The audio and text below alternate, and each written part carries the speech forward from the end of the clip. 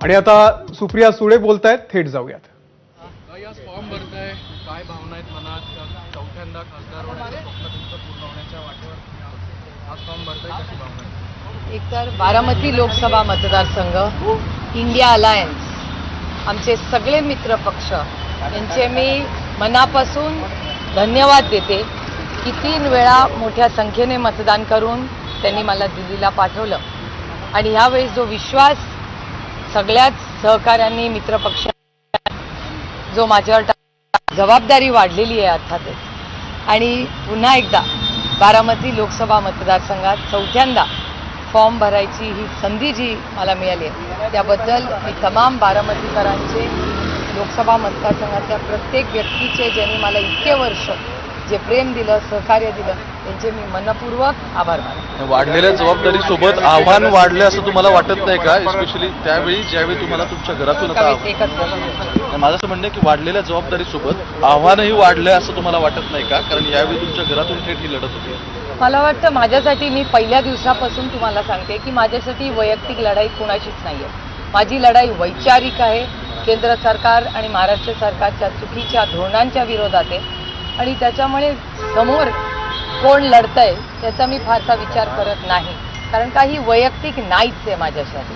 त्याच्यामुळे आणि तुम्ही माझी सगळी भाषणं गेल्या 18 वर्षाची पार्लमेंटमध्ये काढून बघा, मी कधीच कुणावर वैयक्तिक टीका केलेली नाही आणि माझ्यावर झालेले संस्कारच नाही. त्याच्यामुळे मी संविधानाच्या चौकटीत राहून मायबाप जनतेच्या हिताचीच भाषणं आणि त्यांच्यासाठीच लढलेली.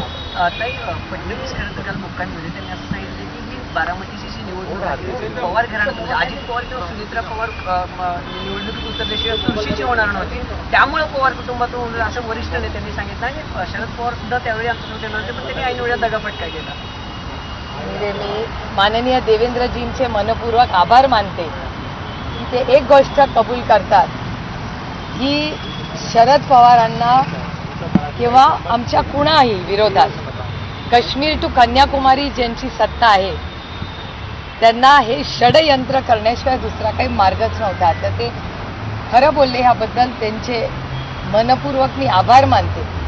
आणि सातत्याने चंद्रकांत दादा एकच गोष्ट म्हणतात की आम्हाला आदरणीय शरद पवारांना संपवायचे.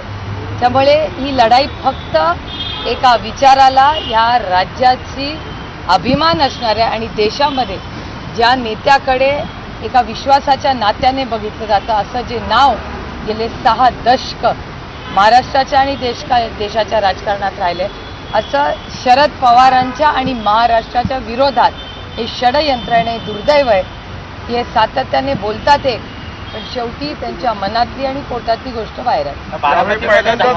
यावेळी पहिल्यांदा सुरू झालंय की साहेबांना, तुम्हाला आणि इतकंच नाही तर अगदी महायुतीचे उमेदवार असलेल्या सुनेत्रा पवारांचे पती उपमुख्यमंत्री अजित पवार यांना बारामतीमध्ये अडकून राहावं लागतं. शरद पवार बारामतीत कुठे अडकले? ते राज्याच्या दौऱ्यावर. बऱ्यापैकी पवार साहेबांचे जे दौरे बारामती किंवा भेटीगाठी चालल्यात, सभा घेतात, मेळावे घेतात, यातनं असं लक्षात येतं तुम्ही की दौरा बघा ना त्यांचा. Let's go bye data bye evidence जाऊया. फडणवीस असं म्हटले की पुत्रप्रेमामुळे एकनाथ शिंदेंना अडचणीत आणण्याचा डाव मातोश्रीकडनं केला जाणार होता. दुसरं त्यांनी असं म्हटलंय की 2021ला शरद पवार हे आमच्या सोबत येणार होते, आता ऐन वेळेला त्यांनी त्यांचा निर्णय बदलला. तुम्हाला पण ही टेप ऐकून कंटाळ नाही आलाय? वास्तव काय आहे? आरोप करायचे, पळून जायचं, आरोप करायचे, पळून जायचं. शेवटी आज कोण कुठे उभं आहे ह्याला जास्त रेलेव्हन्स राहतो ना. आणि सातत्याने हे तेच बोलत राहतात. माझं म्हणणं आहे, इलेक्शन शरद पवारांचं आहे का देशाच्या विकासाचं आहे? त्यांना शरद पवारांशिवाय दुसरं काही दिसतच नाही ना. आणि मला असं वाटतं एक गोष्ट आपण मान्य केलीच पाहिजे की गेले 10 दशक पवार साहेबांवर टीका केली की हेडलाईन होते. याचा अर्थ की तेच नाणं 6 दशक टिकतंय ना महाराष्ट्रामध्ये. आणि शेवटी बघा, शेवटी आंब्याच्या झाडाला अजित पवार म्हणतात की 15 वर्ष तुम्ही काही विकास केला बारामतीमध्ये.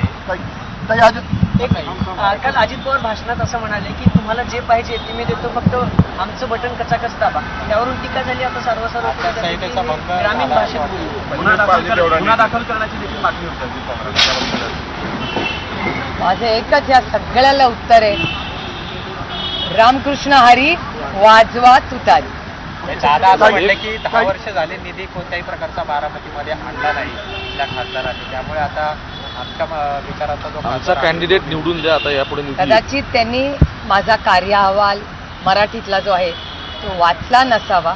मी आजच माझा कार्य अहवाल त्यांना पाठवून देईन आणि माझा विश्वास आहे की माझा कार्य अहवाल त्यांना वाचायला थोडासा जरी त्यांनी वेळ काढला आणि सगळा वाचला तर उद्या सकाळी मेरिटवर ते मलाच मतदान करेल. चित्रवहिनी बोलताना असंही म्हणाल्या परवा की आता जे काही संबंध आमच्यामध्ये बिघडलेले आहेत ते निवडणुकीनंतर सुधारून सुद्धा शकतात. एकतर माझे कुणाशीच कधीच नाती बिघडत नाहीत. म्हणजे फार भारतीय जनता पक्षामध्ये मला असं वाटतं विरोधी पक्षातले सगळ्यात जास्ती वैयक्तिक चांगले संबंध कोणी जपले असतील तर ते आदरणीय पवार साहेबांनी आणि मी. त्याच्यामुळे आमचं इलेक्शनचं आणि वैयक्तिक नात्यांचा आमचा कधीच काही संबंध नसतो. पवार साहेबांचे उदाहरण दादा असं म्हणाले की एवढे वयस्कर आहेत साहेबांनी असं बोललं ऐकल्यानंतर तळपायाच्या मस्तकात गेली 40 वर्ष तुम्ही सूनच म्हणता, लेख कधी म्हणता? मला असं वाटतं ह्याच्यावर खूप चर्चा झाली आहे. पवारसाहेब स्वतः म्हणजे की त्यांना मिसकोट केलं.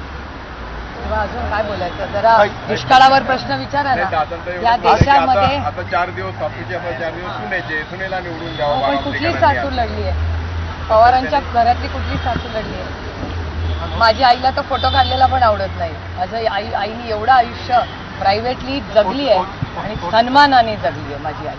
त्याच्यामुळे सासू मला तरी माहितीप्रमाणे माझ्या म्हणजे आशा काकी असतील, सुमती काकी असतील, भारती काकी असतील, आमच्या सगळ्यात मोठ्या काकी असतील, माझी स्वतःची आई असेल, आमच्या कुठल्याही काक्या माझी म्हणजे मोठ्या काकींपासून भारती काकींपर्यंत कुठल्याही आमच्या घरातली सासू ही कधीच राजकारणात आली नाही. त्यांचे फोटोही तुम्हाला कुठे दिसणार नाही, कारण का त्या सगळ्यांनी खूप प्रायव्हेट लाईफ जगलेला आहे आणि त्या प्रायव्हेट लाईफ त्यांनी आयुष्यात तो त्यांचा चॉईस होता, तो त्यांचा निर्णय होता. पण